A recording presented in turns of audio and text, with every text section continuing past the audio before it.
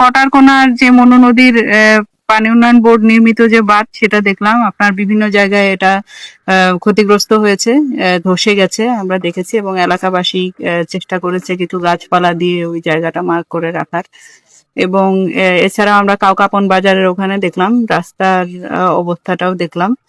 আর এখানে যে পানি উন্নয়ন বোর্ডের অসমাপ্ত কাজ রয়েছে বাঁধের, সেটিও আমরা পরিদর্শন করলাম। আমরা এই পুরো বিষয়টা নিয়ে মানুষ যেহেতু ঝুঁকিপূর্ণ অবস্থায় আছে, এবং আহ, আহ, এই বন্যার সময়ে উজান থেকে যে পাহাড়ি ঢল নেমে আসে, এই বন্যার সময় যাতে এই বাঁধের কাছাকাছি যারা অবস্থান করছে তারা যেন নিরাপদে থাকতে পারে, তো এবং কাজগুলো যাতে দ্রুত সমাপ্ত হয়, এই বিষয়ে আমি পানি উন্নয়ন বোর্ডের দৃষ্টি আকর্ষণ করব।